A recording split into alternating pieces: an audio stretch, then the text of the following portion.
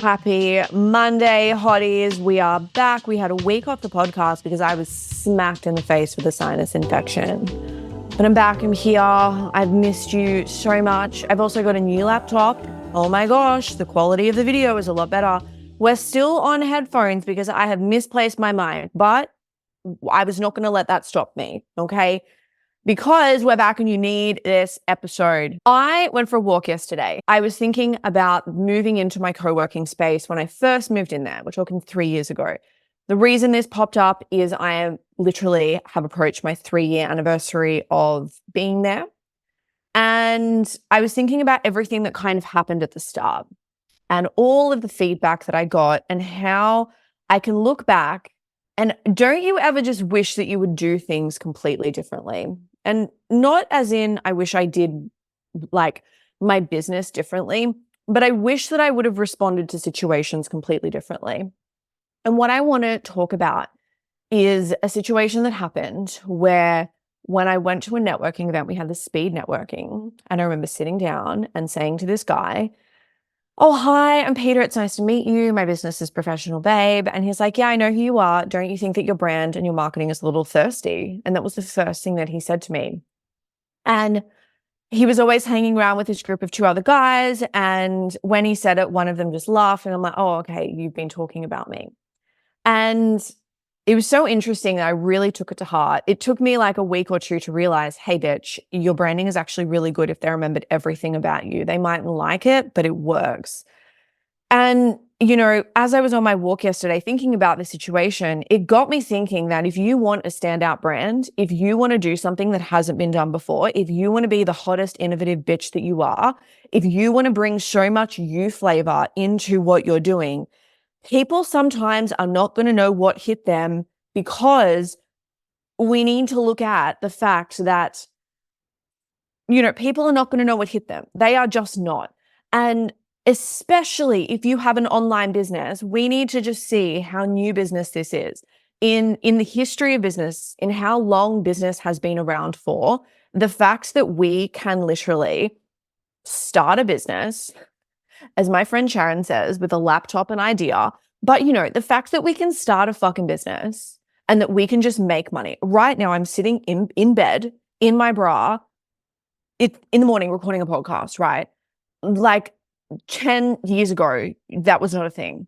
So I am not surprised that people are sometimes thrown when they look at what I do and they look at how I do it, and they do not know where to place me. So if that is you, I want you to see this as a good thing. Now, I don't want you to fight that because I think one of the worst traps that we can fall into is making ourselves like every other bitch, where it's like, let me fit into this lineup. Let me try to convey this so you really understand it. Where it's like, why don't we just run with curiosity? And if someone is curious about our brand, they will just, you know, come along for the ride. They will just opt in. And I swear this is why I do have really high uptake of people looking at my website and opting into my mailing list because they're like, we've never seen anything like this before.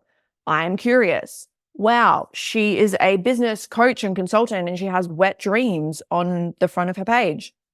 I want to know more.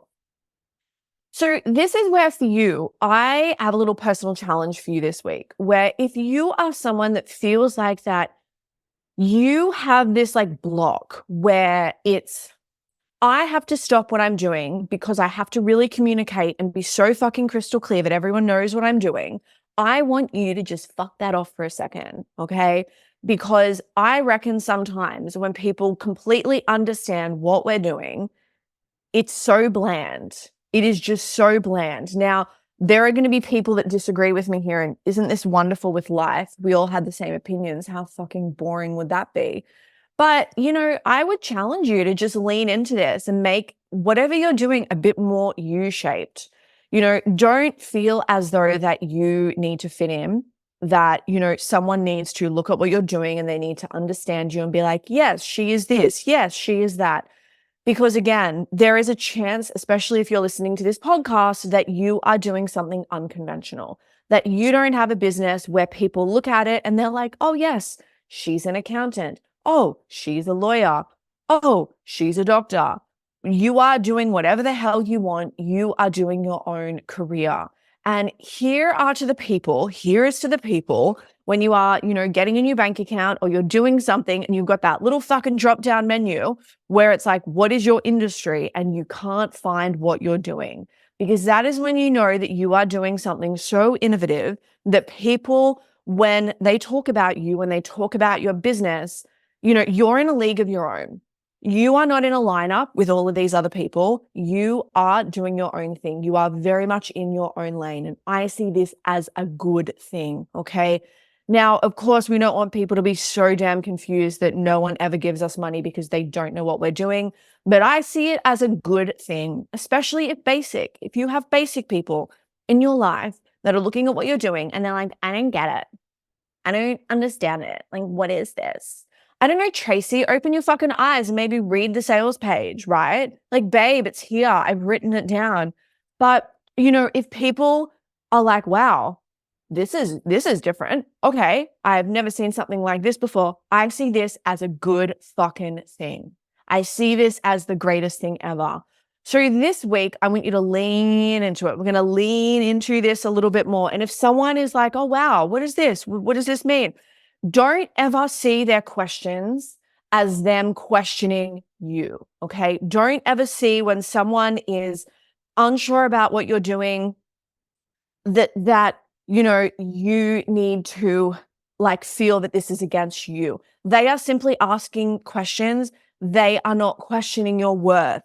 They are not, making out that what you're doing isn't super clear. It just means that they are so curious. So hopefully this found the people that it needed to find. And as always, when you usually have a conversation or something pops up and you're like, yeah, that doesn't apply to me. And then the next day it just smacks you in the face and it's like, actually, bitch, it does. So this is where we get to practice, leaning into what is us, staying in our lane. And if someone is just so confused by what we do and they're like, I just don't get it. Oh, I don't understand. Oh, who are your clients? Oh, who do you work with? Don't see that as criticism. Just be fucking your fabulous self and just keep showing up. When we have a unique brand, sometimes that can take people a little bit of a second to just, I think, adjust to what we're doing and adjust to how we're doing it. And it means that we're doing something in such a unique way. I know with Give Good Email, I can look at the fact that there is no one on the planet that makes email as sexy as I do.